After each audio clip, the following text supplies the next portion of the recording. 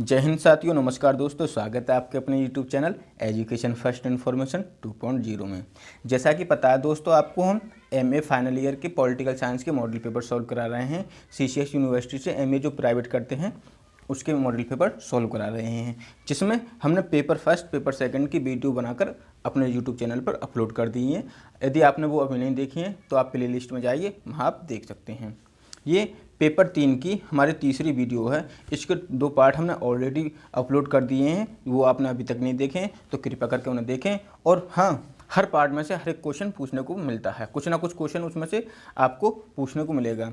और दोस्तों हम आपको बता दें, MA फाइनल ईयर में आपका ऑब्जेक्टिव होगा, आपका एग्ज़ाम ऑब्जेक्टिव होगा, ठीक है दोस्तों। और अब हम तीसरी वीडियो बनाने जा रहे हैं। तीसरी वीडियो में दोस्तों पार्ट का नाम है केंद्रीय प्रशासन की संरचना, राजनीतिक प्रशासनिक सचिवालय। ठीक है, केंद्रीय प्रशासन की संरचना, राजनीतिक प्रशासनिक सचिवालय। दोस्तों पेपर कोड है 470, पेपर कोड है 470। ठीक है, चलिए दोस्तों बिना देरी करे हुए चलते हैं पहले क्वेश्चन की तरफ। यदि दोस्तों आपने अभी तक हमारे YouTube चैनल को सब्सक्राइब नहीं किया है तो सब्सक्राइब कर लें, साथ ही साथ बेल आइकन को प्रेस कर लें ताकि आने वाली वीडियो की नोटिफिकेशन आपके पास सबसे पहले पहुंच सके। और दोस्तों हम आपको बता दें कि MA फाइनल ईयर में आपका एग्ज़ाम ऑब्जेक्टिव होगा। ठीक है दोस्तों, बिना देरी करे हुए चलते हैं अपनी वीडियो की तरफ। क्वेश्चन नंबर 1, भारत का राष्ट्रपति, इसका आंसर ऑप्शन बी, राष्ट्र का प्रमुख होता है, राष्ट्र का प्रमुख होता है। क्वेश्चन 2, केंद्र सरकार का संवैधानिक प्रधान कौन होता है? केंद्र सरकार का संवैधानिक प्रमुख, दोस्तों इसका आंसर ऑप्शन सी, राष्ट्रपति होता है। केंद्र सरकार का संवैधानिक प्रमुख राष्ट्रपति होता है। क्वेश्चन 3, भारतीय संविधान के अनुसार केंद्र की कार्यपालिका शक्ति किसमें निहित है? ठीक है दोस्तों, इसका आंसर ऑप्शन डी। क्या है? भारतीय संविधान के अनुसार केंद्र की कार्यपालिका शक्ति किसमें निहित है? ये है इसका आंसर ऑप्शन डी, राष्ट्रपति में। क्वेश्चन नंबर 4, राष्ट्रपति पद के निर्वाचन हेतु उम्मीदवार की अधिकतम आयु कितनी होनी चाहिए? तो दोस्तों मिनिमम आयु जो है लड़ने के लिए वो 35 ईयर है, और मैक्सिमम जो आयु है वो कुछ नहीं, यानी कोई सीमा नहीं, वो रिटायरमेंट उसकी कोई सीमा नहीं है। क्वेश्चन नंबर 5, राष्ट्रपति पद के लिए कार्यकाल की अवधि कितने वर्ष की होती है? तो दोस्तों इसका आंसर ऑप्शन सी, 5 वर्ष के लिए होती है। क्वेश्चन नंबर 6, राष्ट्रपति पद के अधिकतम कितनी बार निर्वाचित हो सकता है? राष्ट्रपति पद के लिए अधिकतम कितनी बार निर्वाचित हो सकता है? तो इसका आंसर ऑप्शन डी, कोई निश्चित सीमा नहीं, कोई निश्चित सीमा नहीं। चलते हैं दोस्तों बिना देरी करे हुए अपने अगले क्वेश्चन की तरफ। क्वेश्चन नंबर 7, राष्ट्रपति के निर्वाचन हेतु निर्वाचन मंडल के सदस्य कौन होते हैं? इसका आंसर ऑप्शन बी, संसद के दोनों सदनों एवं राज्य विधानसभाओं के केवल निर्वाचित सदस्य। ठीक है दोस्तों, ये हमें याद रखना है। क्वेश्चन नंबर 8, राष्ट्रपति पद के उम्मीदवार के नामांकन प्रस्ताव को निर्वाचक मंडल के कम से कम कितने सदस्यों का अनुमोदन प्राप्त होना जरूरी है? इसका आंसर है ऑप्शन ए, 50। ठीक है दोस्तों। क्वेश्चन नंबर 9, राष्ट्रपति को पद एवं गोपनीयता की शपथ कौन दिलाता है? राष्ट्रपति को पद एवं गोपनीयता की शपथ कौन दिलाता है? इसका आंसर है ऑप्शन सी, सर्वोच्च न्यायालय का मुख्य न्यायाधीश। कौन? सर्वोच्च न्यायालय का मुख्य न्यायाधीश शपथ दिलाता है। क्वेश्चन नंबर 10, क्या पदावधि के समाप्त होने के उपरांत भी राष्ट्रपति अपने उत्तराधिकारी के पदासीन होने तक पद पर बना रह सकता है? यह स्टेटमेंट सही है, यानी हाँ, ऑप्शन ए इसका राइट आंसर है। 11, राष्ट्रपति पद के रिक्त होने की तिथि से कितनी अवधि के भीतर रिक्ति किसी भी दशा में भरी जानी चाहिए? इसका आंसर है ऑप्शन बी, 6 माह में।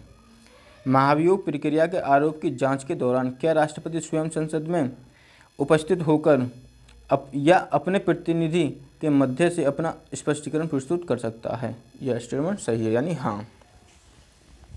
क्वेश्चन नंबर 13 की तरफ चलते हैं दोस्तों। दोस्तों अभी तक आपने हमारी वीडियो को लाइक नहीं किया तो लाइक कर दें, क्योंकि एक लाइक से हमें आपका मोटिवेशन मिलता है, आपके एक लाइक से हमें आप मोटिवेशन मिलता है, हम और अच्छे से अच्छा करने की कोशिश करते हैं अपने वीडियो में। क्वेश्चन नंबर 13, नामांकन के समय राष्ट्रपति पद के उम्मीदवार को जमानत के तौर पर कितने रुपये जमा करने पड़ते हैं? इसका आंसर है ऑप्शन सी, यानी 15,000 रुपये। जब आप पर्चा भरते हैं तो उसमें जमानत राशि आपकी 15,000 रुपये जमा होती है। क्वेश्चन नंबर 14, राष्ट्रपति के विरुद्ध महाभियोग प्रस्ताव पारित करने के लिए संसद के प्रत्येक सदन में कुल कितने सदस्यों के कितने बहुमत की आवश्यकता होती है? इसका आंसर है ऑप्शन बी, यानी 3/4 बहुमत की आवश्यकता होती है। क्वेश्चन नंबर 15, राष्ट्रपति के विरुद्ध महाभियोग का प्रस्ताव संसद द्वारा पारित होने के पश्चात क्या राष्ट्रपति की संस्तुति की आवश्यकता होती है? इसका आंसर है ऑप्शन बी, यानी नहीं। क्वेश्चन नंबर 16 की तरफ चलते हैं। क्वेश्चन नंबर 16, महाभियोग की प्रक्रिया पूरी होने पर राष्ट्रपति को कब से पदच्युत समझा जाएगा? इसका आंसर है ऑप्शन बी, महाभियोग का प्रस्ताव संसद द्वारा स्वीकृत होने वाले दिन से। क्वेश्चन नंबर 17, राष्ट्रपति के विरुद्ध महाभियोग लाने के लिए संसद के किसी सदन के 1/4 सदस्यों द्वारा कम से कम कितने दिनों की पूर्व सूचना पर प्रस्तुत किया जा सकता है? इसका आंसर ऑप्शन डी क्या है? राष्ट्रपति के विरुद्ध महाभियोग लाने के लिए संसद के किसी सदन के 1/4 सदस्यों द्वारा कम से कम कितने दिनों की पूर्व सूचना पर प्रस्तुत किया जा सकता है? इसका आंसर ऑप्शन डी, यानी 14 दिन। 14 दिन। क्वेश्चन नंबर 18, क्वेश्चन नंबर 18, राष्ट्रपति के विरुद्ध कौन महाभियोग प्रस्ताव ला सकता है? इसका आंसर है ऑप्शन डी, संसद का कोई भी सदन। संसद का कोई भी सदन, लोकसभा हो, राज्यसभा हो, ठीक है, संसद का कोई भी सदन राष्ट्रपति के विरुद्ध कोई भी महाभियोग प्रस्ताव ला सकता है। क्वेश्चन नंबर 19, किस आरोप के तहत राष्ट्रपति पर महाभियोग का प्रस्ताव लाया जा सकता है? इसका आंसर है संविधान का अतिक्रमण करने पर, संविधान का उल्लंघन करने पर, संविधान की अवहेलना करने पर, ठीक है, संविधान का उल्लंघन करने पर, अतिक्रमण करने पर कोई भी आ जाए तो इसका आंसर है ऑप्शन सी, संविधान का अतिक्रमण करने पर। क्वेश्चन नंबर 20, राष्ट्रपति अपना कार्यकाल पूरा होने के पूर्व हट सकता है? इसका आंसर है ऑप्शन सी, यानी उपरोक्त दोनों। त्यागपत्र देकर भी हट सकता है, संसद द्वारा महाभियोग प्रस्ताव पारित होने पर भी हट सकता है। ठीक है, चलते हैं अगले क्वेश्चन की तरफ। क्वेश्चन नंबर 21, निम्नलिखित में से कौन अपने पद से त्यागपत्र देकर राष्ट्रपति पद के लिए चुनाव लड़ सकता है? इसका आंसर है उपरोक्त सभी, यानी राष्ट्रपति, उपराष्ट्रपति, राज्यपाल या मंत्री, ये राष्ट्रपति के लिए चुनाव लड़ सकते हैं। क्वेश्चन नंबर 22, राष्ट्रपति एवं उपराष्ट्रपति का निर्वाचन संबंधित अधिनियम कब बना? इसका आंसर है ऑप्शन ए, 1974 में। 1974 में राष्ट्रपति एवं उपराष्ट्रपति का निर्वाचन संबंधित अधिनियम जो बना था। क्वेश्चन नंबर 23, राष्ट्रपति के निर्वाचन में, इसका आंसर है ऑप्शन सी, संसद एवं राज्य विधानमंडलों के मध्य बराबरी बनाए रखा गया है। क्वेश्चन नंबर 24, क्वेश्चन नंबर 24 की तरफ चलते हैं। 24, संघ की कार्यपालिका शक्ति राष्ट्रपति में निहित होगी जिनका प्रयोग वह स्वयं या अपने अधीनस्थ अधिकारियों के द्वारा करेगा, यह किस अनुच्छेद में कहा गया है? इसका आंसर है ऑप्शन सी, अनुच्छेद 53। किस में? अनुच्छेद 53 में, यानी अनुच्छेद 53 में। राष्ट्रपति द्वारा आपातकाल की उद्घोषणा के कितने दिनों के भीतर संसद की स्वीकृति आवश्यकता होती है? यानी राष्ट्रपति द्वारा आपातकाल की उद्घोषणा के कितने दिनों के भीतर संसद की स्वीकृति आवश्यक होती है? इसका आंसर है ऑप्शन 1, यानी ऑप्शन ए 1 माह है। क्वेश्चन नंबर 26, भारत का राष्ट्रपति उद्घोषणा कर सकता है? इसका आंसर है वित्तीय आपातकाल, राज्य संवैधानिक आपातकाल, राष्ट्रीय आपातकाल, यानी उपरोक्त सभी, यानी डी। इसका आंसर ऑप्शन डी, यानी ये सभी। क्वेश्चन नंबर 27 की तरफ चलते हैं। क्वेश्चन नंबर 27, राष्ट्रपति राष्ट्रीय आपातकाल की उद्घोषणा निम्नलिखित में से किन स्थितियों में कर सकता है? इसका आंसर है सशस्त्र विद्रोह होने पर, युद्ध होने पर, बाह्य आक्रमण होने पर, यानी ये सभी। इसका आंसर ऑप्शन डी। 28 राष्ट्रपति निम्नलिखित में से किस परिस्थिति में आपातकाल की उद्घोषणा कर सकता है? इसका आंसर है ऑप्शन सी प्रधानमंत्री एवं मंत्रिमंडल के लिखित परामर्श पर। इसका answer option C. Question number 29 आपातकाल के दौरान संसद लोकसभा की अवधि एक बार में कितने समय के लिए बढ़ा सकती है? इसका आंसर है ऑप्शन ए यानी 1 वर्ष के लिए। इसका आंसर ऑप्शन ए 1 वर्ष के लिए। क्वेश्चन नंबर 30 आपातकाल के दौरान संसद निम्नलिखित में से किस प्रकार के स्वाधीनता के अधिकार को समाप्त या सीमित नहीं किया जा सकता? इसका आंसर है ऑप्शन ए यानी जीवन और शारीरिक स्वतंत्रता। जब आपातकाल लग जाता है तो आपकी एक ही है, जीवन और शारीरिक स्वतंत्रता को कभी भी समाप्त नहीं किया जा सकता। क्वेश्चन नंबर 31 आपातकाल के दौरान संसद निम्नलिखित में से किस सूची में उल्लिखित किसी भी विषय पर विधान बना सकता है? इसका आंसर है ऑप्शन डी यानी ये सभी, राज्य सूची, समवर्ती सूची और संघ सूची, यानी इसका आंसर है ऑप्शन डी ये सभी। क्वेश्चन नंबर 32 संविधान के किस अनुच्छेद के अंतर्गत राष्ट्रपति आपातकाल की घोषणा करता है? तो इसका आंसर है ऑप्शन सी यानी अनुच्छेद 352 के तहत, आर्टिकल 352 के तहत। क्वेश्चन नंबर 33 बाह्य आक्रमण के आधार पर अब तक राष्ट्रपति ने कितनी बार आपातकाल की घोषणा की है? यानी बाह्य आक्रमण के आधार पर अब तक राष्ट्रपति ने कितनी बार आपातकाल की घोषणा की है? इसका आंसर है ऑप्शन सी यानी 3 बार। 34 यदि लोकसभा में किसी भी दल यदि लोकसभा में किसी भी दल को स्पष्ट बहुमत नहीं प्राप्त हो तो राष्ट्रपति किसे प्रधानमंत्री नियुक्त करेगा? इसका आंसर ऑप्शन सी विवेक का प्रयोग कर अपनी पसंद के किसी व्यक्ति को। 35 क्या प्रधानमंत्री का कर्तव्य है कि वह मंत्रिमंडल के संघ प्रशासन एवं व्यवस्था से संबंधित सभी प्रस्तावों की सूची राष्ट्रपति को दे? इसका आंसर है ऑप्शन ए यानी हाँ। क्वेश्चन नंबर 36 संविधान के किस अनुच्छेद या प्रावधान है कि संघीय मंत्रिमंडल राष्ट्रपति को उसकी कार्यपालिका शक्तियों को उपयोग में लाने के लिए सलाह एवं सहायता देगा? इसका आंसर है ऑप्शन सी यानी अनुच्छेद 74। क्वेश्चन नंबर 37 राष्ट्रपति किस व्यक्ति को प्रधानमंत्री नियुक्त करता है?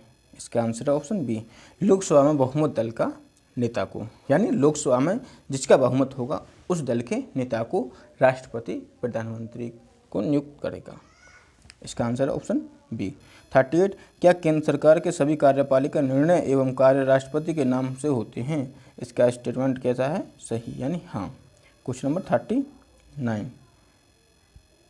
संविधान के प्रावधानों के अनुसार राष्ट्रपति को निम्नलिखित में से किस प्रकार की शक्ति प्राप्त है? इसका आंसर है ऑप्शन सी यानी उपरोक्त दोनों। कौन कौन सी? साधारण परिस्थितियों में प्रयुक्त शक्तियाँ, साधारण परिस्थितियों में प्रयुक्त शक्तिकालीन शक्तियाँ।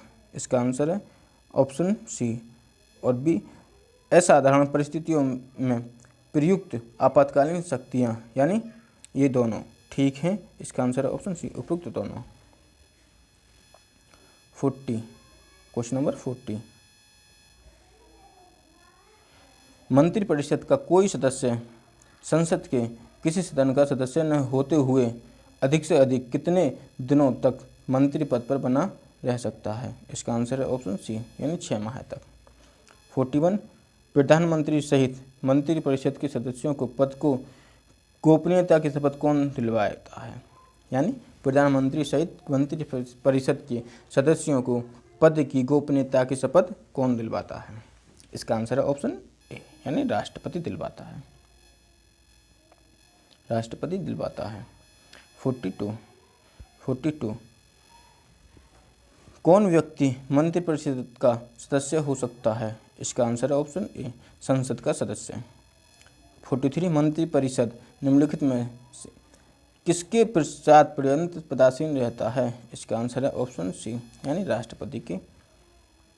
44 सामान्यतः प्रधानमंत्री ऑप्शन बी लोकसभा में बहुमत दल का नेता होता है। ठीक है दोस्तों। क्वेश्चन नंबर 45 प्रधानमंत्री की नियुक्ति कौन करता है? इसका आंसर ऑप्शन सी राष्ट्रपति। 46 मंत्रिपरिषद का अध्यक्ष कौन होता है? इसका आंसर ऑप्शन सी प्रधानमंत्री।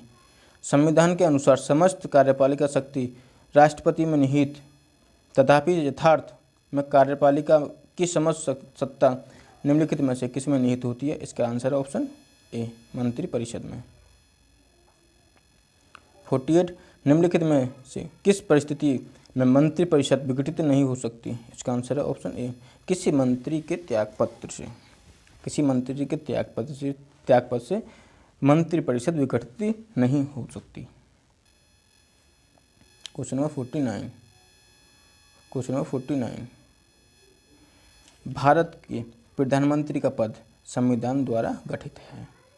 ठीक है दोस्तों। क्वेश्चन नंबर 50 यदि कोई मंत्री राज्यसभा का सदस्य है, क्या वह लोकसभा में अपना वक्तव्य दे सकता है? इसका आंसर ऑप्शन ए यानी हाँ दे सकता है। 51 मंत्रिपरिषद के वित्तीय कार्यों में निम्नलिखित में क्या शामिल है? इसका आंसर है ऑप्शन ए बजट तैयार कर संसद में पेश करना। बजट तैयार कर संसद में पेश करना। ठीक है दोस्तों। क्वेश्चन नंबर 52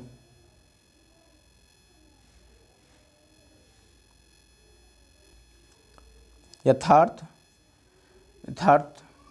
मंत्रिपरिषद तब तक पद पर बना रहेगा जब तक उसे निम्नलिखित में से किसका विश्वास प्राप्त हो? इसका आंसर है ऑप्शन बी लोकसभा का। 53 सामूहिक रूप से मंत्रिपरिषद किसके प्रति उत्तरदायी होती है? इसका आंसर है ऑप्शन सी प्रधानमंत्री। मंत्रिपरिषद में वरीयता की दृष्टि से मंत्रियों की सही क्रम कौन सा है? इसका आंसर पहले आएगा कैबिनेट मंत्री, राज्य मंत्री और उपमंत्री। कैबिनेट मंत्री, राज्य मंत्री, उपमंत्री। 55 क्या मंत्रिपरिषद के सदस्य